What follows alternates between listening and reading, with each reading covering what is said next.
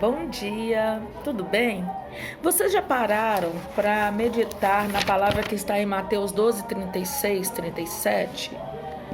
Digo-vos que toda palavra frívola que proferirem os homens, dela darão conta no dia do juízo, porque pelas suas palavras serás condenado. Aí vocês perguntam, mas que palavras frívolas são essas? Eu consegui dividir em 4 estágios essas palavras e eu vou começar pelo quarto, tá bom?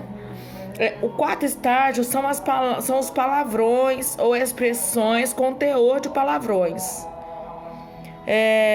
São palavras que não acrescentam em nada na sua vida e nem na vida dos outros. São palavras malignas, palavras de trevas. Todo palavrão e toda palavra com teor de palavrão são palavras frívolas com teor de trevas. Então, se a gente fala palavrão, mas eu sou assim, eu nasci assim, infelizmente eu sou assim. Não foi assim que Deus nos chamou. Deus nos chamou para sermos renovados, transformados de fé em fé, de glória em glória, né? Então nós, os cristãos, não temos o direito de falar, eu sou assim mesmo e não consigo mudar. Não, nós temos o dever, se nós realmente amamos ao nosso Senhor Jesus, de buscar uma transformação, né? A palavra do Senhor diz que nós temos que ter domínio próprio, né? E domínio próprio é tudo aquilo que está em mim, que são trevas e que não acrescenta vida e que não pertence ao Senhor e que não agrada a Deus, eu tenho que tirar de mim. Eu tenho que me moldar à imagem e semelhança de Deus. Claro que com a ajuda do Espírito Santo, mas eu tenho que querer, eu tenho que buscar, né? A terceira palavra má são conversas frívolas, falar bobagens, conversas fiadas, aleatórias, sem necessidade, sem motivo. Não acrescenta nada na vida de quem fala, nem na vida de quem ouve. Quando a gente para contar piadinhas, quando a gente para falar das novelas, no Big Brother você viu, porque você viu fulano, sabe? Falar mentira, contar lorota, sabe? Nós somos mestres de fazer isso. E essa palavra veio de encontro ao meu coração. Quantas vezes a gente parado, começa a ouvir uma piadinha, entra no meio, conta também, participa, né? Fazer chacota com a vida dos outros, né? Tudo isso são palavras más, são palavras frívolas. Em segundo lugar, está a fofoca, né? Fofoca é você falar de outras pessoas que não estão presentes. Pode ser uma verdade negativa de outra pessoa. Pode ser uma verdade, e é lógico que nunca a pessoa conta exatamente aquilo que aconteceu, que já é pecado, que já é palavra frívola, ainda aumenta e inventa, né? E vai acrescentando mais. Você começa a falar mal de uma pessoa, você nunca fala um mal só. Aí a gente começa a bater um papo sobre aquela pessoa, daqui a pouco a gente lembra de mais uma, daqui a pouco a gente lembra de mais uma e vai falando mal dos outros, né? Com ou sem razão, falar mal dos outros, seja lá com qual propósito seja, é pecado, né?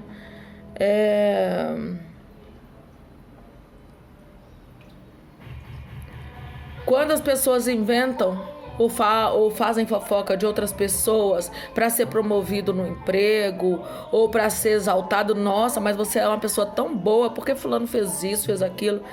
Isso é pecado, sabe? Isso é um pecado horrível. Ou às vezes você fala para uma pessoa, como eu mesma já fiz muitas vezes, né? E eu tenho que me corrigir, porque essa palavra veio me confrontar e vai confrontar você também.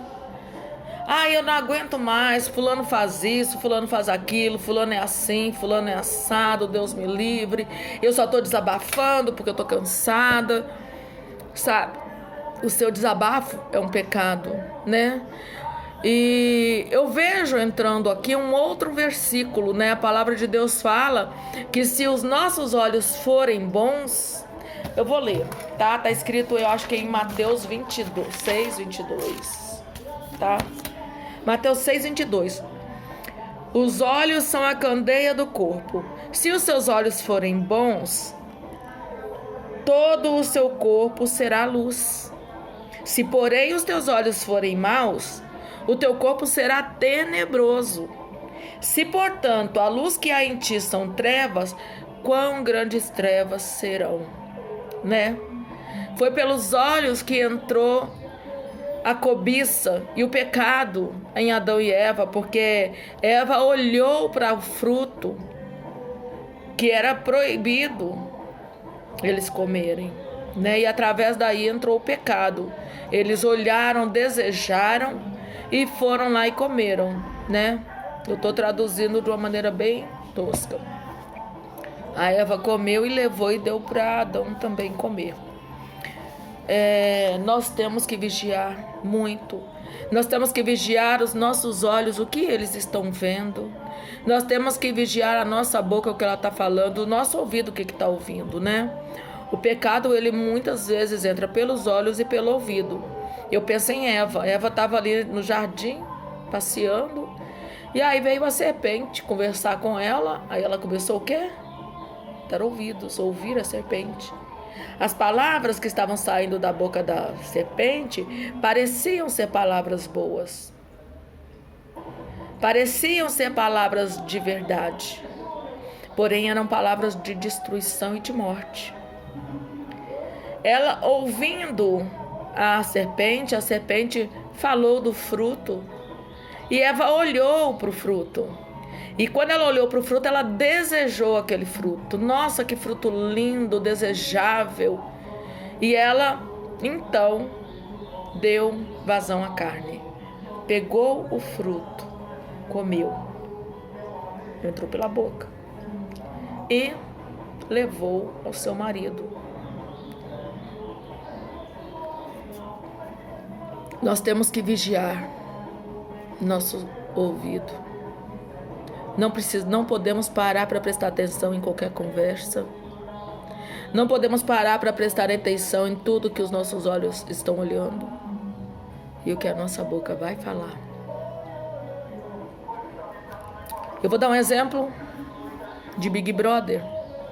Quando você senta na frente de Big Brother, são pessoas que não têm nada a ver com a sua vida, pessoas que vivem a vida delas e elas estão ali sendo filmadas e colocadas em público para as pessoas cometerem pecados. O propósito de Satanás, não só no Big Brother, mas em novelas, em muitas coisas, é colocar você ali para você ver, julgar, condenar, ter raiva, ter ódio, né, ter amor, tudo por pessoas que não tem nada a ver com a sua vida, que você talvez nunca vai ver, pessoas que nunca vão ter contato com a sua vida.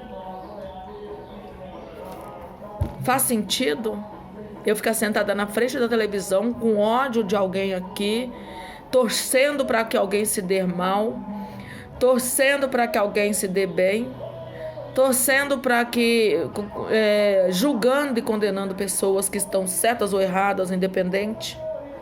Porque todos nós seres humanos, temos muitos erros, temos muitos pecados, incluindo o pecado de falar mal dos outros, de olhar com olhos de maldade, de julgar as pessoas.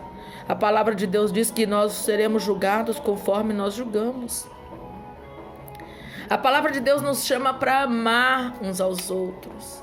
A palavra de Deus nos ensina a amar uns aos outros. A palavra de Deus nos ensina que nós temos que mudar a nossa vida, mudar as nossas atitudes, mudar o nosso jeito de pensar, de agir, de falar. Nos guardar, nos separar para Deus, sermos santos. Ser santo significa separado. E por fim, a pior de todas, eu acredito que seja a pior de todas, as palavras más da maldade da nossa língua. Murmura